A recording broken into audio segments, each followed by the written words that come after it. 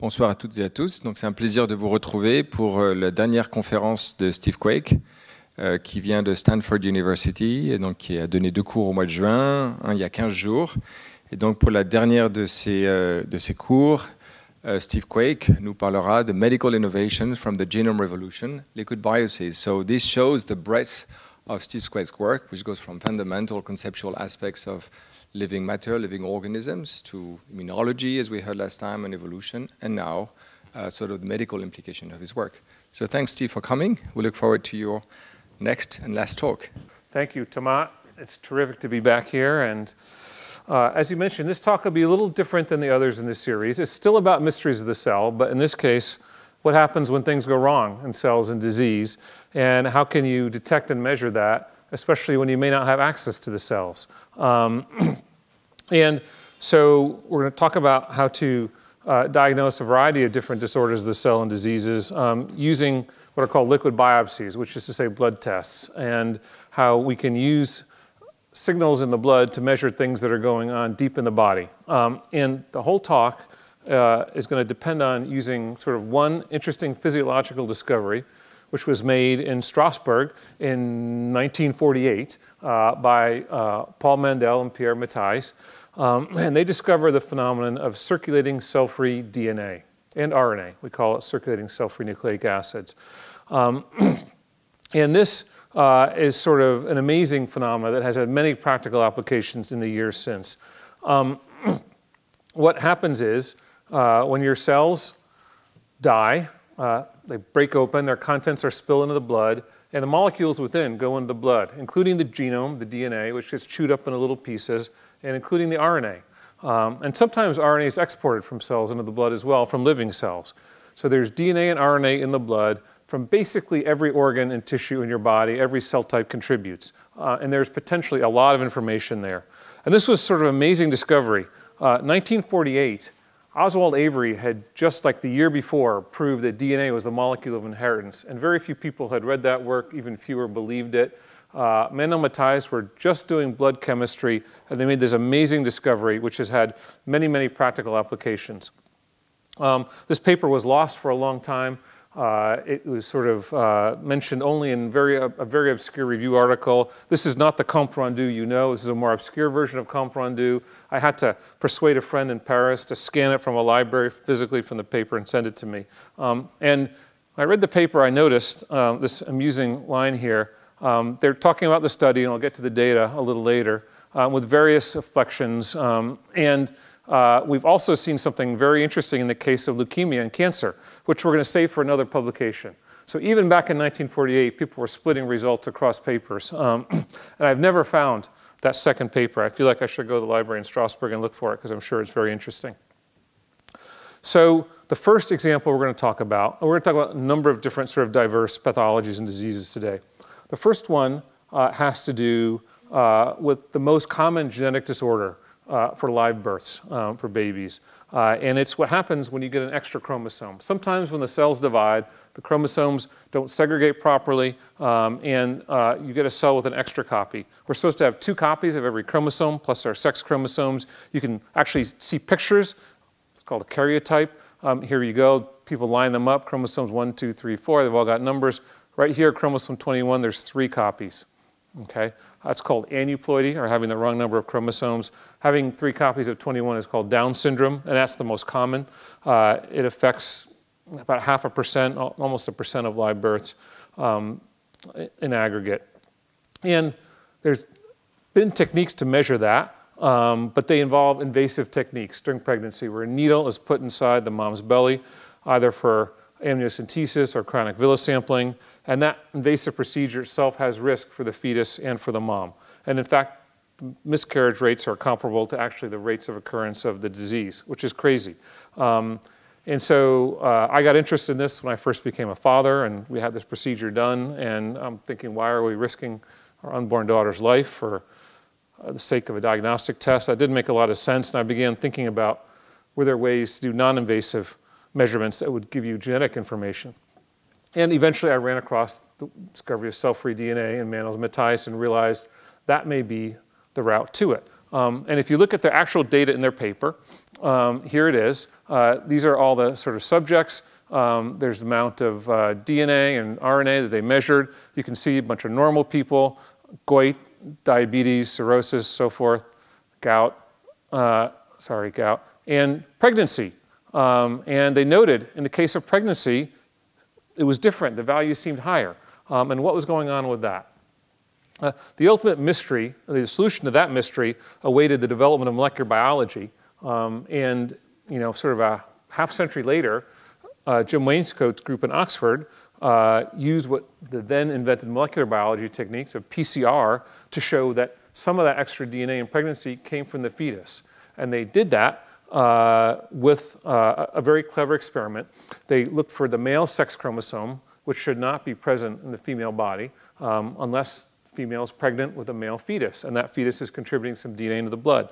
And they were able to show they could amplify the Y chromosome DNA in the case of women pregnant with male fetuses. And the student first trainee on that paper is Dennis Lowe, who's going on to a very distinguished career in the field as well.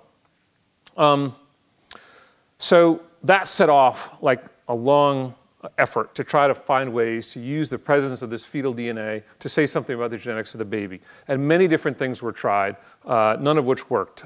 People tried to look for biochemical methods to enrich for fetal DNA versus maternal, and there were no differences found. In aneuploidy, there's no mutations to look for. It's just an extra copy of a chromosome. So it was a very interesting challenge. And part of the reason why it's a hard measurement is the fetal DNA makes up only a small fraction of the cell-free DNA, order of 1% or less. So you're trying to measure a very small difference in a small amount of DNA. And eventually at Stanford, we figured out how to do that. And the idea is a very simple one from statistics. Let's call it the counting principle. The idea is that there should be, in the case of an aneuploid chromosome, a slight overrepresentation of DNA from that chromosome. And you can see it sort of schematically here, where the maternal DNA has been schematically covered black, the fetal red, and if the mom is normal, you have 2 copies coming from every control chromosome, including chromosome 21. If the baby has Down syndrome, it's putting in 3 copies of 21 for every 2 copies of the other chromosomes. And so if you count up molecules from chromosome 21 versus, say, chromosome 1, and look at that ratio, if it's different than 1, you can infer that chromosome 21 may be aneuploid. And how do you get enough sensitivity and precision to do that? Well, you can measure very small differences if you count enough molecules. Your error in making that measurement goes like 1 over the square root of the number of molecules you count, just from simple statistics. And so you can measure as small a difference as you want simply by counting high enough. You just need to count enough molecules. And this has a very unusual property for a diagnostic. It's limited only by how high you want to count, not by any fundamental aspects of the reagent sensitivity or specificity. That's the theory. We demonstrated in principle in practice by counting with the next generation sequencer. This was the work of a terrific student in my lab, Christina Fan, and our clinical collaborators, Yair Blumenfeld. We ran a small study at Stanford, had blood from pregnant women, some of whom had fetuses with Down syndrome or trisomy 21. Christina purified the cell-free DNA. We sequenced it. Every sequence read was mapped back to the reference human genome and allowed to vote for a chromosome. And we just looked for overrepresentation. And here you can see is the relative amount of chromosome 21 DNA relative to chromosome 1. The blue data points are from the moms who had normal fetuses, the red from the ones who had fetuses with Down syndrome. But you can see very clear overrepresentation. So it works just the way the theory said it would. So math works. Now, of course, in this measurement, there's nothing special about chromosome 21. We can ask the same question of every chromosome. So we did that. And that's what it looks like here. Here's the chromosomes in an order of GC content. This is 21 right here. We had 2 women in the study with fetuses with trisomy 18. That's those 2 outliers right there. One with a fetus with trisomy 13. It's that outliers. Those are the 3 major aneuploidies that one finds in human genetics. And so this sort of in principle unlocked the solution to this. We published the paper in 2008, and it attracted a lot of attention. A number of clinical trials were launched, including thousands of women. And within 3 or 4 years, the first commercial versions of these tests were launched. Not surprisingly, pregnant women did not like getting amniocentesis and having invasive tests, and there was just enormous interest in blood tests. And the uptake was tremendous. Within the first year of launching, 500,000 women were using it, then 1 million, then 3 million. Now more than 8 million women a year are getting some version of what's been called now non-invasive prenatal testing. And as you might think, as the use of the test has gone up with time, the use of invasive tests like amniocentesis has declined precipitously. People just didn't want to take the risk and don't take the risk anymore. And so that's just been sort of an amazing trajectory to see. While the clinical work was going on, in my lab we were interested in more fundamental questions, and we began to ask, how else could we apply the counting principle? And what other genetic differences could we measure? There's other structural variations that happen, such as deletions, that cause a variety of genetic diseases. Many of these are de novo, they're not inherited. And we began to look for some of those. For example, DeGeorge syndrome, which is a 3 megabase deletion, most of which is de novo. And we happen to have a woman come through our study who was pregnant with a fetus who had DeGeorge syndrome. So we got that blood sample and we went and sequenced it. And we decided to now use windows. Instead of letting every sequence read vote for one chromosome, we let it vote for a window along the chromosome. And that's sort of what you see here. Okay, so here's each of the chromosomes. We've got windows. You can see the representation is pretty good. Around the centromeres, that's a genome mapping issue. Down here at chromosome 22, you see this big dip right here. That's exactly the locus of DeGeorge syndrome. And sure enough, you can see the reads there drop right at the right place, including the key gene. The z-scores, the statistical metrics go way up. And it was sort of clear that we could detect it. So it's not just a matter of being able to detect changes in chromosome number. You can detect other alterations of the genome, large chunks that are deleted or copied. And then the question becomes, how small can you make that window? And how small of a change can you measure in the genome? And if you make that window smaller and smaller, can you get down to the individual base pair level and measure individual mutations and polymorphisms? So we decided to do that.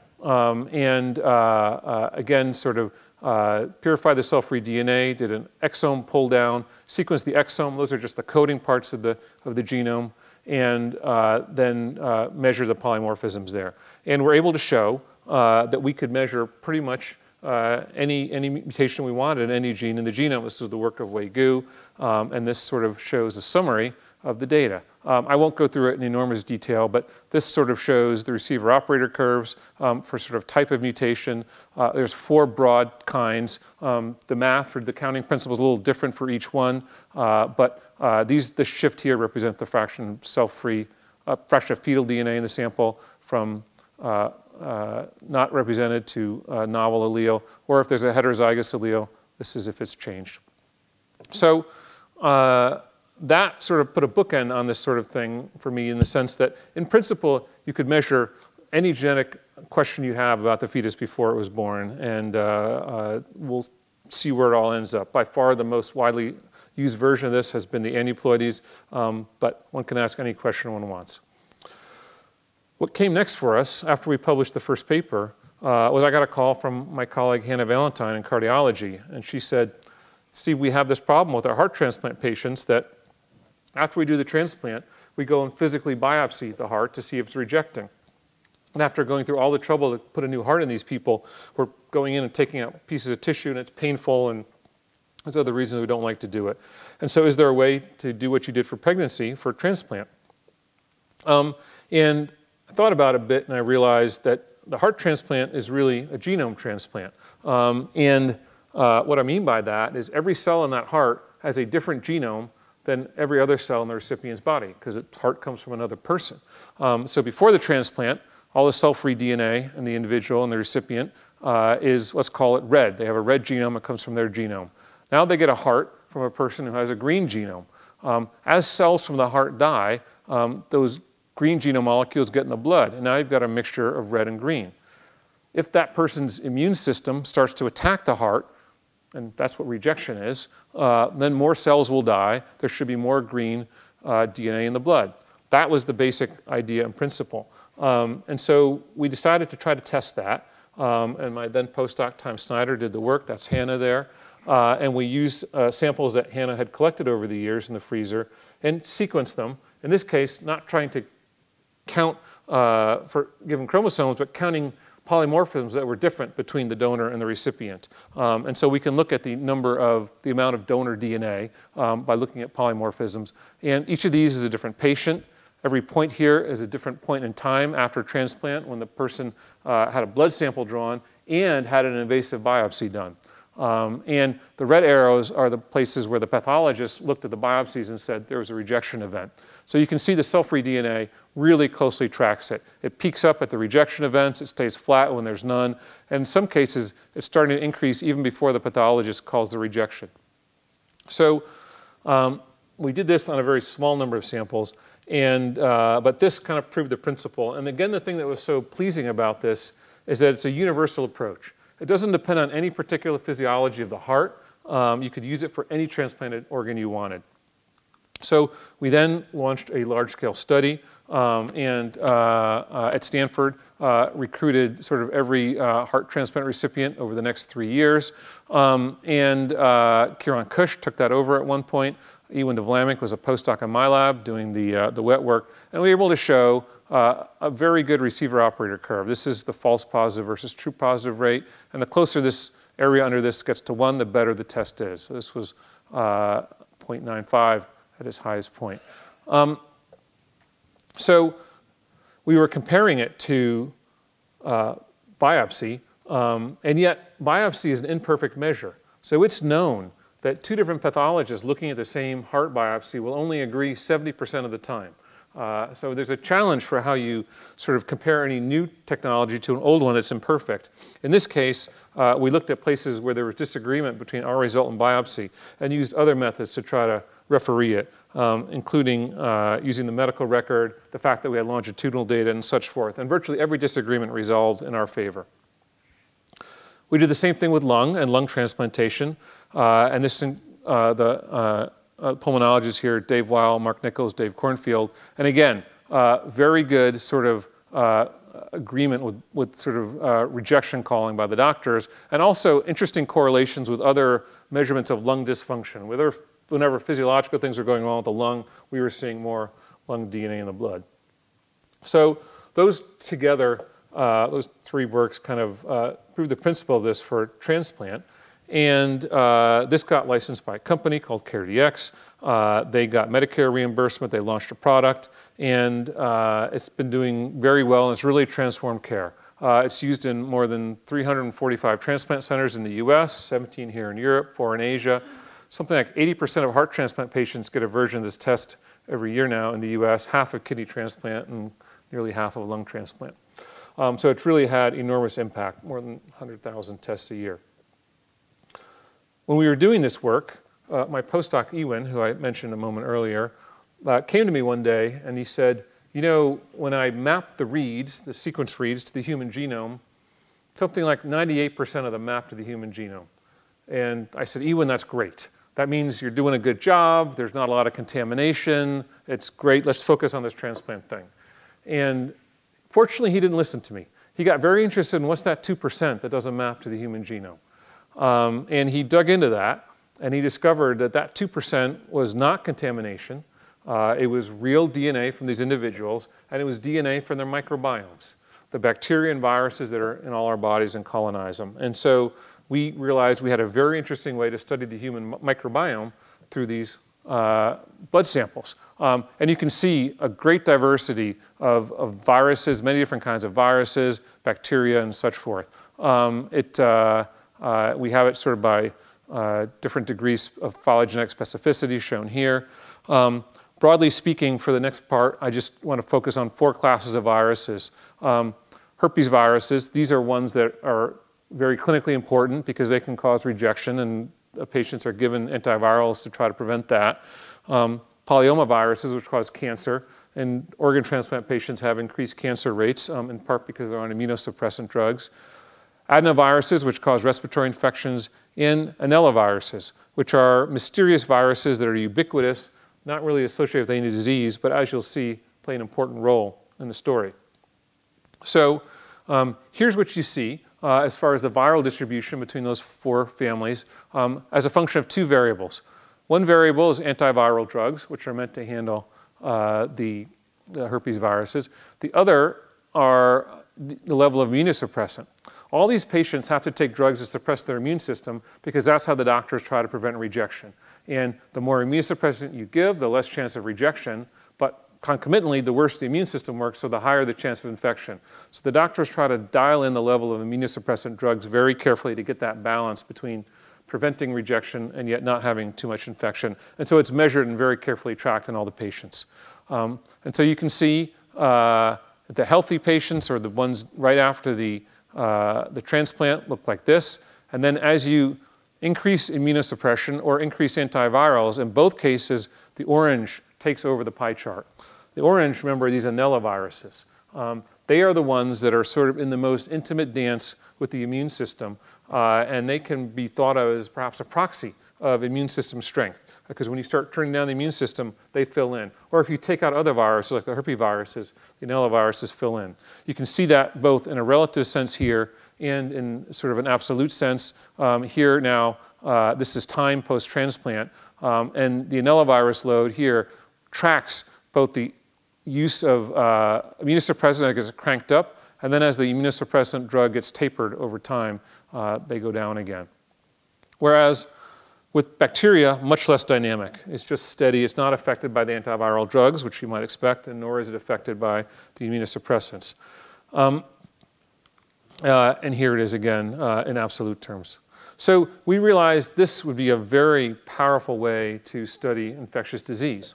And infectious disease is a substantial problem, even in the developed world, and it's not unusual for people to have some sort of infection which is not correctly diagnosed. The numbers in the US, something like 1 million people a year face an unresolved infectious disease diagnosis. And so that's a challenge. And the overall disease burden is substantial of infectious disease.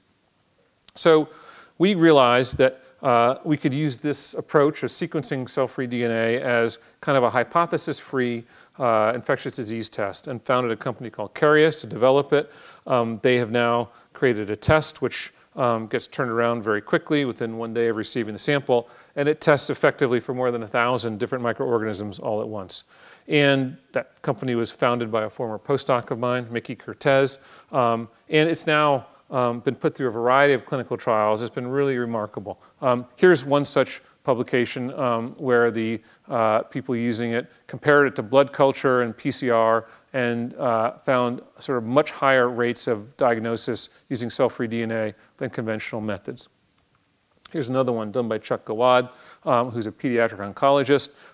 Turns out when you have blood cancer, well, your immune system is impacted, so infectious disease is a huge risk. He works with children who have cancer, and he found with sort of high-density blood samples that this cell-free DNA was finding the infection a couple days before any other method with high prediction.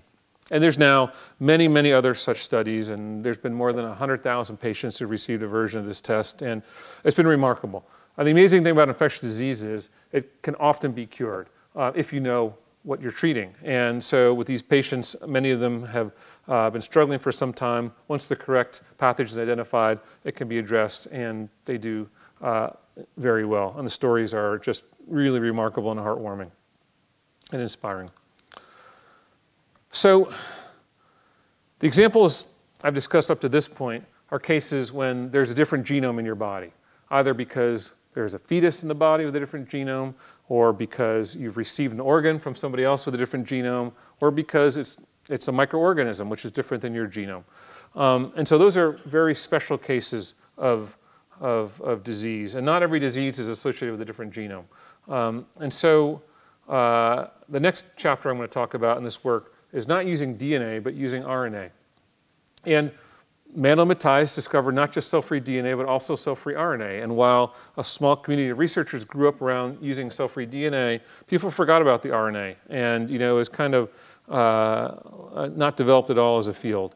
And I became interested in whether you could use this cell-free RNA to study human development and look at the gene expression programs of humans in utero. This is a beautiful little cartoon, a schematic that someone put together of of how we imagine human development happening.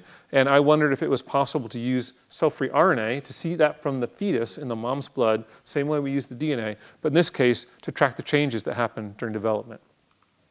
And so we did that and used both sort of microarrays and sequencing, RNA-seq, to look at 3 different time points during pregnancy, 1 for each trimester, 1 postpartum, and discovered that, yes, we could see genes not just from the placenta, but also from the fetus. And you could see interesting things that change in pregnancy according to how we know what happens at different developmental time points.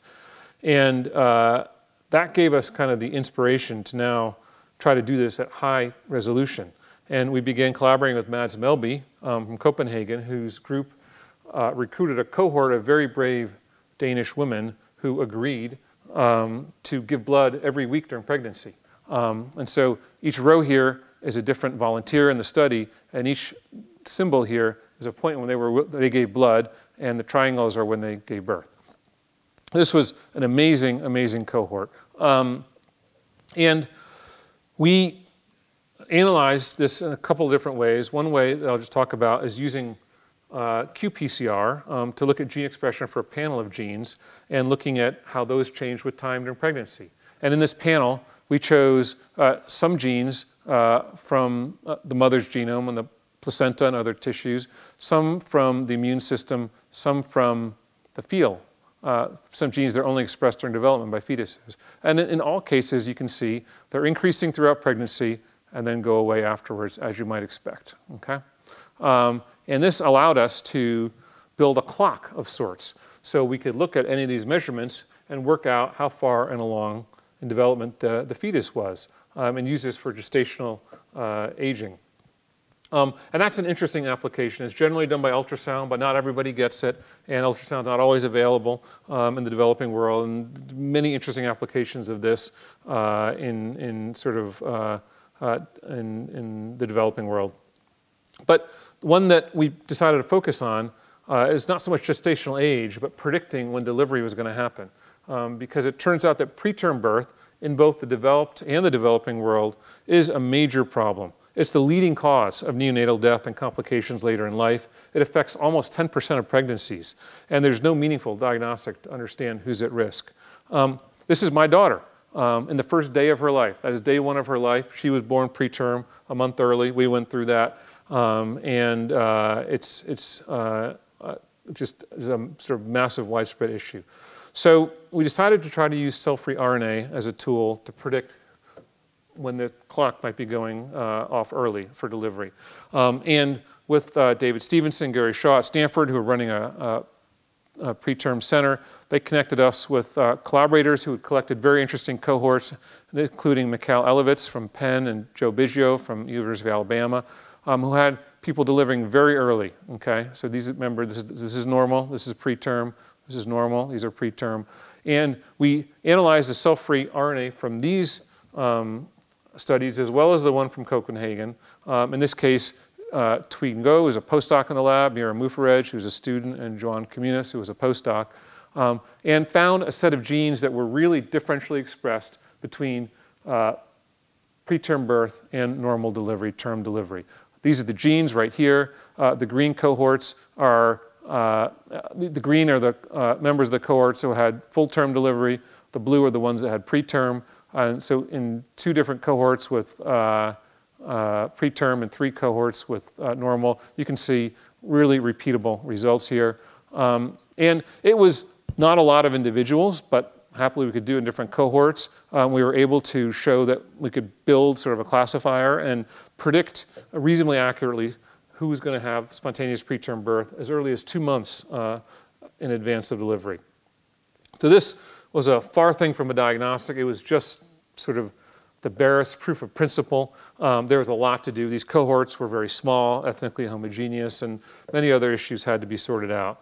And in the time that passed since then, we've started to sort that out, both in my lab and in a company called MIRV that we founded, and decided to focus on preeclampsia, which is a hypertensive disorder that's a major contributor to preterm birth, and began to look at that in larger cohorts that were more ethnically diverse. In the work we did, we published papers at the same time. The Stanford work, it was a couple hundred members. Here, more than 1,000 at the company. And we're able to show that cell-free RNA worked in large cohorts and ethnically diverse cohorts. And it was very informative as to what was going on, and particularly to the different cell types of the mom's body as hypertension was happening. We can infer a lot of information. And so the company then went and did a large prospective study where they were blinded, people were recruited, nearly 10,000 women. That was published earlier this year, and it worked amazingly well. So they have now launched the first real molecular test for preeclampsia. And you can see sort of what the impact is. Again, without really having any molecular diagnostic for who's at risk, using only sort of maternal risk factors such as age and weight and ethnicity and such forth, like the vast majority of pregnancies are said, you're moderate risk, you should take aspirin. The relative risk is very small, 1.1. And who listens to that? Like only 10%. Because it's not very specific. In contrast, with the molecular test, you can really partition that group into low risk and high risk with a much larger relative risk of 5.5. And the early data from that is showing that when you tell people you're high risk based on a molecular test, almost 3/4 of them will take the aspirin. They're much more compliant and willing to do that. So this has been, I think, a really remarkable outcome. And the test is just starting to get out there, and over the next few years, I'm hoping it will become very widely used and provide a lot of health benefit. So the last thing I'm going to talk about is cancer. This has been a field where I would say cell-free DNA has been applied for the longest. People appreciated very early on that the tumor genome is different than the normal genome of an individual. They started to find ways to try to look for mutations in the cell-free DNA that would indicate presence of a tumor. There's a lot of beautiful academic work on this over the years. The first tests took a long time to come out. In fact, they came out after the NIPT tests. But now there's several tests on the market that use cell-free DNA to look at mutations and other effects to try to detect cancer. And what I think the community has realized is this can be an amazing way to cure cancer. And the insight is the following, that if cancer is detected early, before it spreads, it can be removed surgically. And that leads to very high survival rates. The drugs that are used for cancer, they're very toxic. They work sometimes, but not for everybody. And the later the cancer is, the less effective the drugs are, and the survival rates are concomitantly lower. And so this sort of shows the overall statistics. If you detect early in situ, the survival rate is almost 100%. You cut out a localized mass, you're done. If it's localized but starting to spread, still very good. If it's in the region, it gets worse. Metastatic, it's really bad. So this is a case where the diagnostic actually can be more effective than a therapeutic if it enables surgery early enough. So that's the idea. If you look at cancer deaths and which types of cancer are the most lethal, it sort of looks like this. This is the pie chart. For these four, colorectal, prostate, lung, and breast, there are tests that are used to screen for early detection. And so there are existing tests, and there's opportunities to improve those methods and have them work earlier.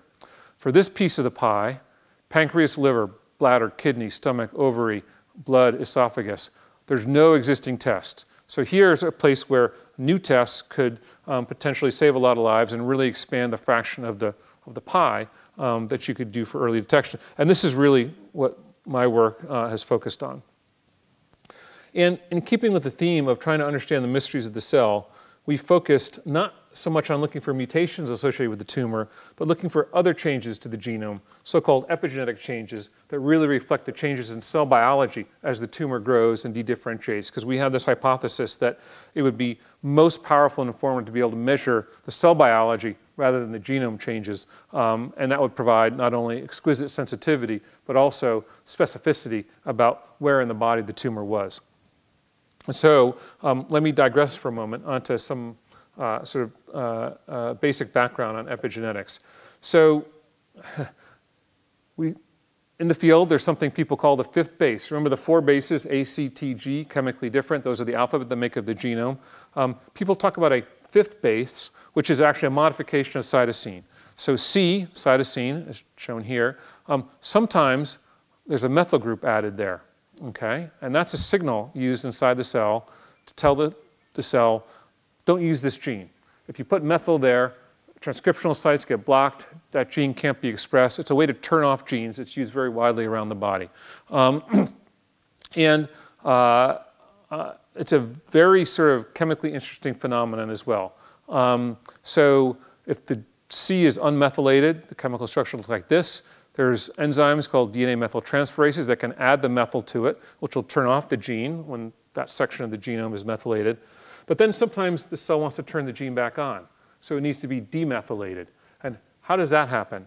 Well, a number of groups in the chemistry community worked on that for more than a decade, and the story is now pretty well understood, and it's complicated and interesting. First thing that happens is enzymes called TET are used to change the methyl to hydroxymethyl. And then there's several other chemical intermediates made by the same enzymes until finally the base is back to unmethylated. Now, the thing that we decided to focus on is this intermediate right here, hydroxymethyl, HMC, hydroxymethylcytosine. It's the first intermediate, it's the most long-lived, and therefore the most important and most informative for making chemical measurements, making epigenetic measurements. And we developed in my lab a way to do that using cell-free DNA, in cell-free DNA, so that we could measure which parts of cell-free DNA were hydroxymethylated, which were not. And that provided a window into gene expression changes, because understanding which genes are hydroxymethylated is the same as understanding which genes are being turned back on. As the cell is moving to a different state and sort of dedifferentiating, becoming, the tumor becomes dedifferentiated, and those changes result in genes being turned on that are inappropriate because they're early developmental genes. They're not generally expressed anywhere else in the body, and therefore potentially very informative about one's state of health with respect to cancer. So without going into the details of the method, I'll just sort of jump to the results that we published. Each point here is a different individual patient and blood sample. It's color-coded by disease. These are the patients that were healthy. And you can see near the healthy ones, there was some breast cancer and brain cancer. We weren't so good at differentiating those right off the bat. But you can see other cancers further out. This is pancreatic cancer. This is liver cancer. This is lung cancer. And so it does seem to not only discriminate this hydroxymethylation signal, not only who's got cancer and who's healthy, but different cancers occupy different parts of the space. And so that got us excited enough to launch a company and try to do this at scale and in large trials and so forth, and to try to go after some of those unscreened cancers I talked about a moment ago. So the first one we looked at was pancreatic cancer, and this sort of shows you the statistics and benefits of early detection. Pancreatic cancer is known to be particularly lethal. Your chances are not very good if you have it. The reason is it tends to be detected late. 80% of pancreatic cancers are found only after the cancer has spread and become metastatic, because there are essentially no symptoms. And so that's why it's lethal. And you can see the survival rate is extremely low. However, you're lucky enough to find it early, your survival chances go up dramatically, and you can have more than order of magnitude improvement in survival if only you could find it early. But there's no tests until now.